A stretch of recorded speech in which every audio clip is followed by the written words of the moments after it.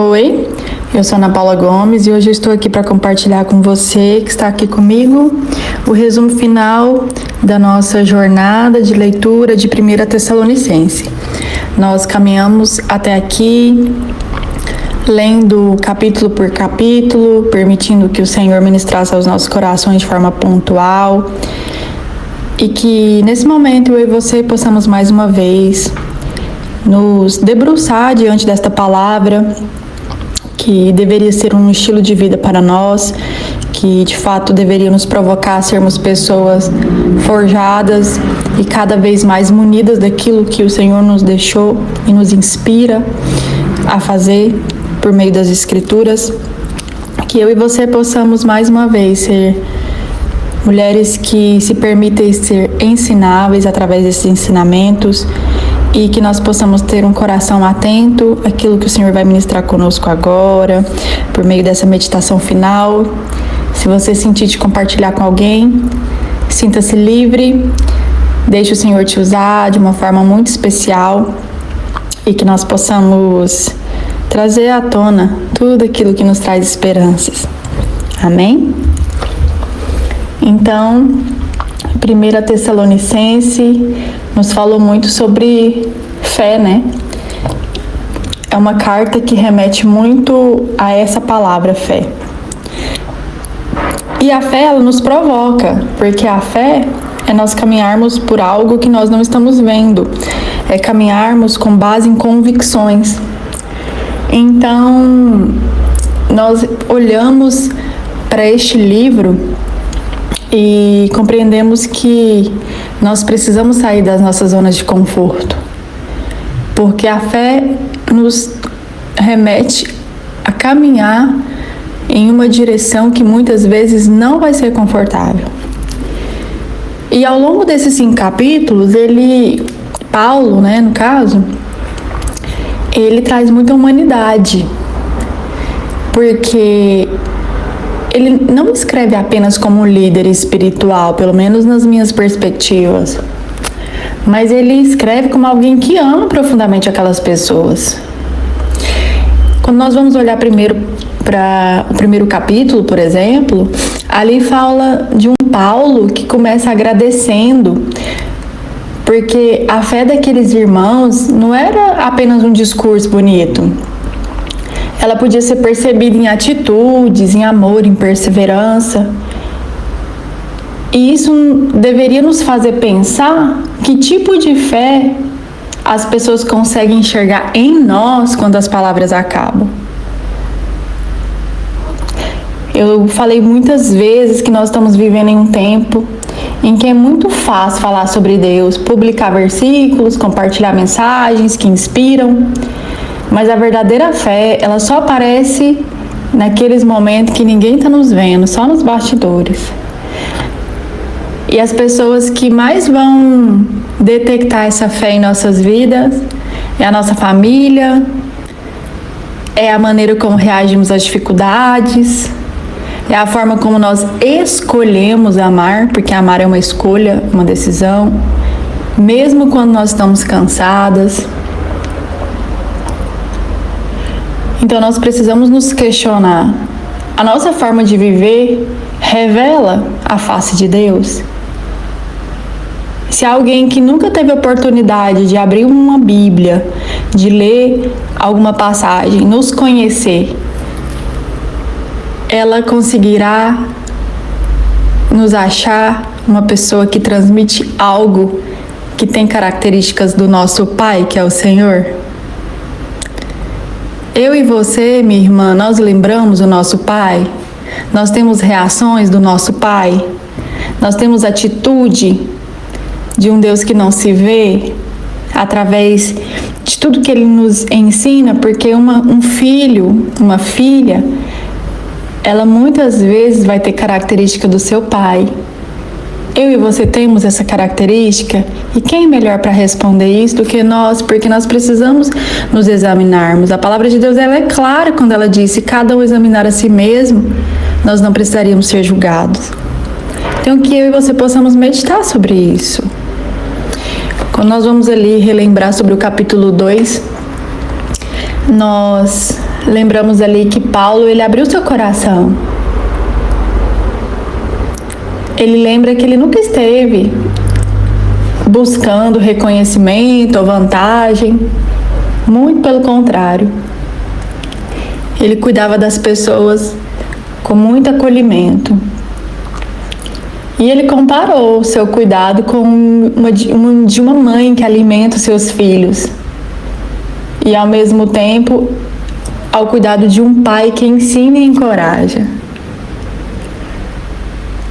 E no nosso cotidiano, minhas amadas, muitas vezes nós pensamos que servir a Deus significa fazer coisas grandes.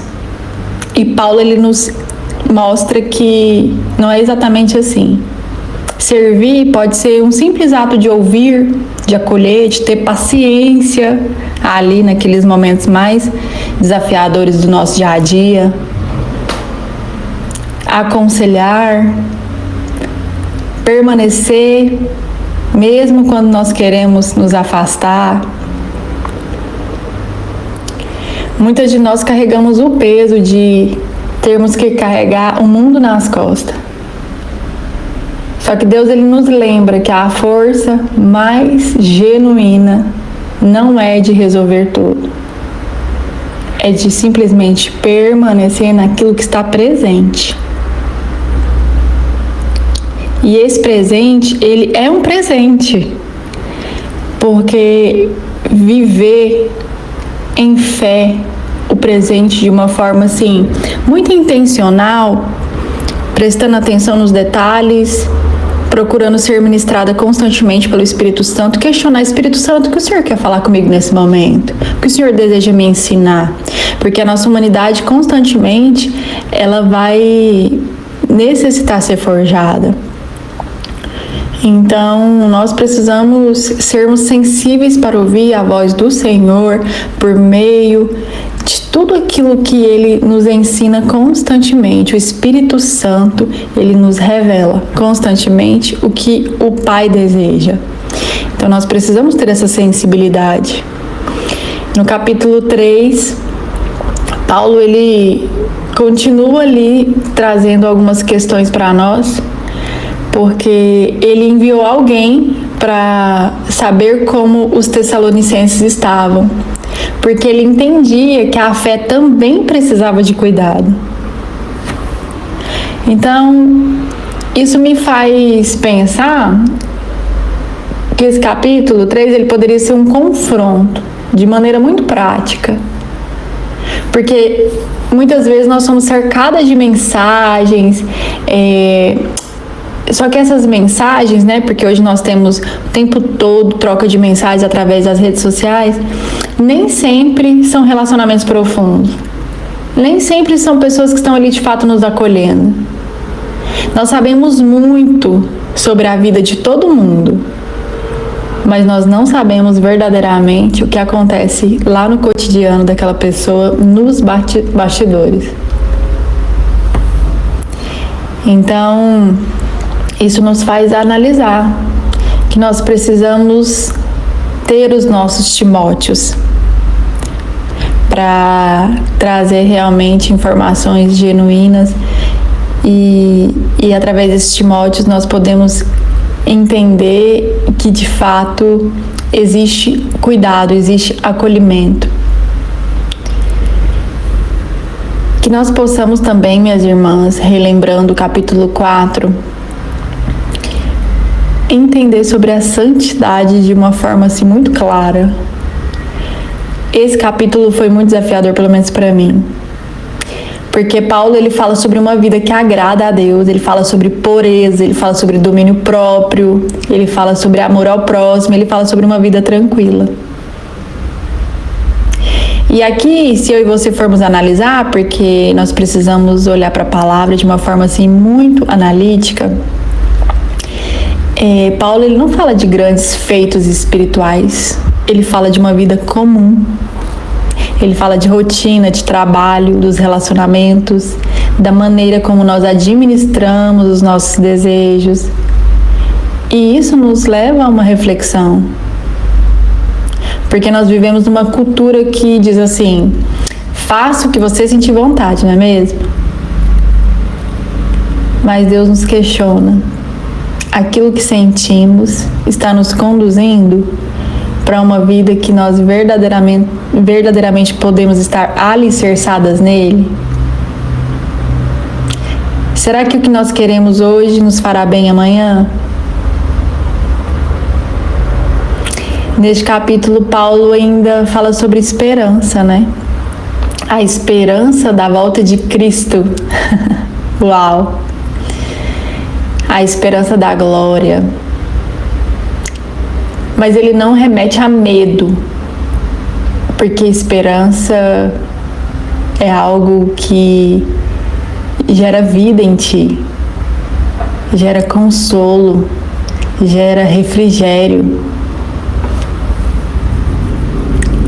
Existe esperança para o seu sofrimento, para suas perdas, para suas despedidas, para os seus lutos. E essa esperança está além do presente. A dor que você sente hoje, ela é legítima. De repente você está vivendo um momento muito desafiador, mas existe esperança para a sua vida. A última palavra nunca, nunca, nunca vai pertencer ao sofrimento. Porque Jesus é vida, e vida em abundância. E Ele nos morreu para nos trazer vida, para nos gerar esperança. E eu e você somos geradores de vida. Por quê? Porque nós temos um ventre. E no nosso ventre não gera somente crianças. Gera relacionamentos, gera propósito, gera ensinamentos, gera vida, gera conexões, gera os sonhos de Deus. Que nós possamos gerar esperança de uma forma pura, de uma forma genuína, de uma forma que remete à eternidade. Aqui no capítulo 5, Paulo ele encerrou essa carta convidando-nos a vivermos despertos. Não assustados, não ansiosos, mas despertos. Nós estamos vivendo em um mundo distraído e o Senhor ele nos chama para estarmos conscientes, equilibradas e cheias de esperança, minhas amadas. Aqui no capítulo 5, Paulo nos deixou orientações extremamente práticas. Alegrem-se, orem, agradeçam, não apaguem a ação do Espírito, examinem tudo, fiquem com o que é bom. É uma lista para os dias difíceis, né? Porque nós temos muitos dias difíceis. E vão ter dias que eu e você, nós não vamos conseguir lidar com as circunstâncias de uma forma muito boa, de uma forma muito positiva. Mas ainda assim, nós temos a oportunidade de escolher a nossa postura diante das dificuldades. Então eu quero te encorajar a olhar para este livro de Tessalonicenses de uma maneira que você nunca olhou. Que todos esses ensinamentos possam transformar a sua vida de uma forma efetiva, por meio do Espírito Santo, que eu e você sejamos convencidas dos ensinamentos que o Senhor nos deixou por meio deste livro. Que nós sejamos transformadas e aperfeiçoadas, minhas irmãs. Que nossa maneira de viver, que o nosso estilo de vida possa refletir a face do nosso Pai, as características do nosso Pai. Essa carta ela nos convida a olhar menos para uma espiritualidade feita apenas de palavras, mas uma espiritualidade que genuinamente ela é vista nas pequenas escolhas diárias que nós temos. Que nós possamos nos lembrar que Deus está conosco o tempo todo. E dependendo das circunstâncias que nós estivermos vivendo, Ele está ali, presenciando tudo. Então que eu e você tenhamos intenção naquilo que fazemos. Que sejamos intencionais. Que nós possamos avaliar quem estamos nos tornando diante das promessas do Senhor. Que nós possamos viver de acordo com as perspectivas de Deus, buscando conhecê-lo cada vez mais e fazê-lo conhecido principalmente. Que nós possamos continuar amando, servindo, crescendo, amadurecendo, minhas amadas, e permanecendo fiéis até o fim, mesmo quando ainda não vemos tudo o que nós gostaríamos. Que nós possamos sermos mulheres que têm esse anseio, esse desejo de sermos mulheres maduras e aperfeiçoadas constantemente. Que as nossas famílias, os nossos relacionamentos e os nossos próprios corações possam, de fato, presenciar essa disposição de viver com fidelidade todos os dias das nossas vidas diante de Deus, porque foi Ele que colocou todas essas possibilidades diante de nós. Que eu e você possamos continuar levando essa carta viva, que são esses ensinamentos, da nossa maneira, porque o Senhor, Ele quer te usar, o Senhor quer me usar de uma maneira que o agrada, que nós possamos dizer sim, que nós possamos verdadeiramente estarmos disponíveis para expandir o reino e permitir que o Espírito Santo toque nas áreas mais profundas dos nossos corações, para que nós possamos usufruir de tudo aquilo que Ele já liberou para nós. Amém? Te encontro na próxima partilha do próximo livro. Deus te abençoe. Fiquem com Deus.